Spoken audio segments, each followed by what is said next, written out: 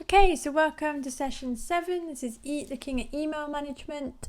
So we're looking at email particularly because email is one of those growing normalities or new normalities that we've started to grow used to. More often than not, utilities, services, friends, different agencies that we engage with are more than likely going to send us an email rather than send us a letter through the post.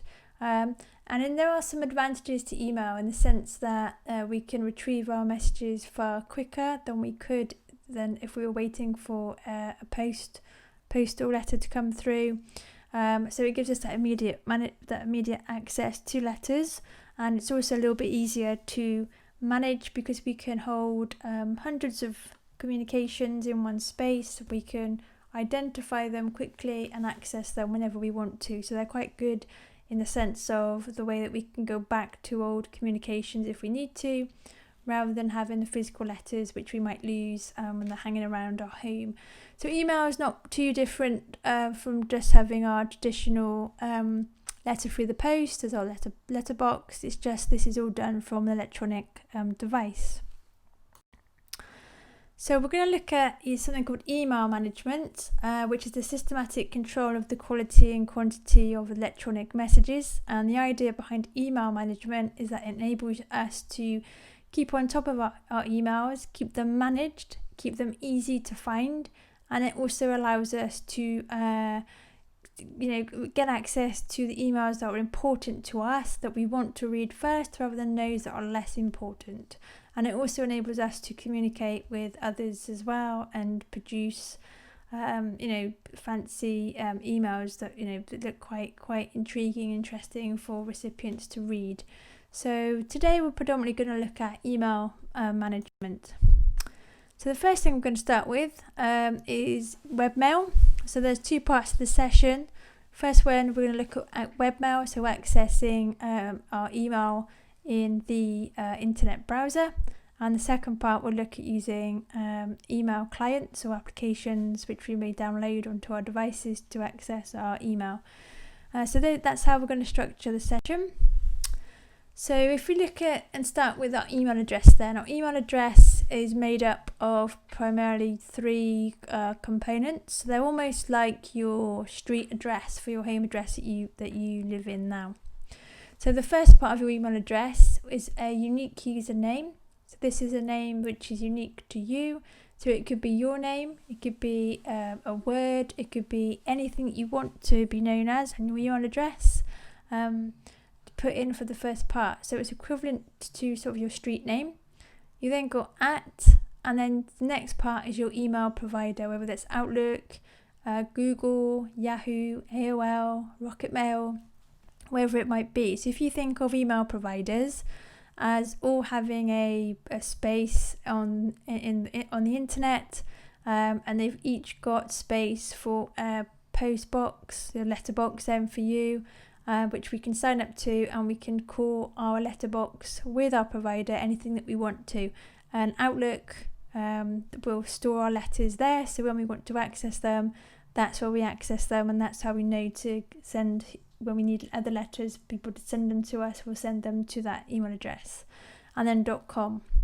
So you see Laura Shearman at outlook.com. So every time you want to send an email, or you must always have an email address to use, and you must also have the person's email address that you want to send the communication to. So that's two things that you need. There are a number of different email providers which you can use. Worth mentioning as well that the E in email stands for electronic for obvious reasons. Mail is just mail because it's just letters, but they're electronic format. They don't come readily printed out. That you can print them out if you would like. So the main email providers that we have today are Gmail, which is Google. They also house Rocketmail as well. So Rocketmail, if you signed up to Rocketmail a few years ago, you'll still have a at Rocketmail, but they're part of Gmail. So they give you 15 gigabytes of storage space. So that's how big your box is to put all your post in or your letters. You then have Microsoft Outlook. They provide us with 15 gigabytes of storage space. Yahoo Mail give us 1 terabyte or 1000 gigabytes, so significantly more storage space. AOL provide us with 25 gigabytes of storage, and then iCloud, which is Apple, give us 5 gigabytes. Apple are fine, but to access their email on different devices, so on a desktop or a different phone, it's not as easy as accessing email from, say, Outlook or Gmail. So Outlook and Gmail are the two main email providers that are very popular and well known, and they're well established. So how to fetch your email then? The first way we can do it is by webmail, which we're going to look at today, and the second way is by email client, which we'll look at and deal with in part 2. So to access your webmail, what you'll need to do is go and log on to your email provider's website address, and then you'll log in with your email address and password that you've chosen, and that will take you to your email. If you want to sign up for any of these, if you go to their pages, so just Google Yahoo and sign up to email, and it will come up straight away with their sign-in page, and you can sign up from there, and they will provide you with the option to choose your email address and your password and so forth. So I'm going to show you first of all how to log in, and I'm going to go just through some basics on Outlook. Okay, so now I've just gone on to the web browser, so I'm on Chrome.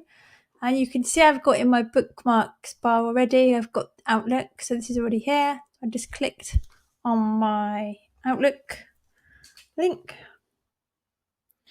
And then you always get asked to log in, so I can select sign in. It gives me an option to try premium if I want to. I'm not interested, I just want to sign into my free email.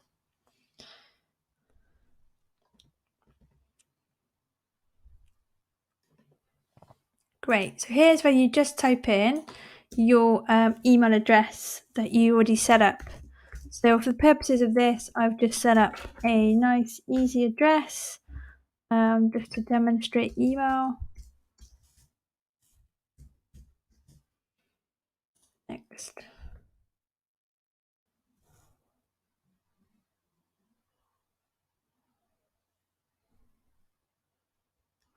Great, then I pop in my password.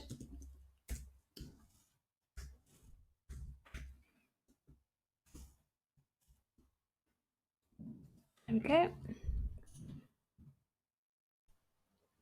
So once you sign in, it will take you through, you'll get the symbol up, and it will take you through to this screen. This is like your home screen for your email.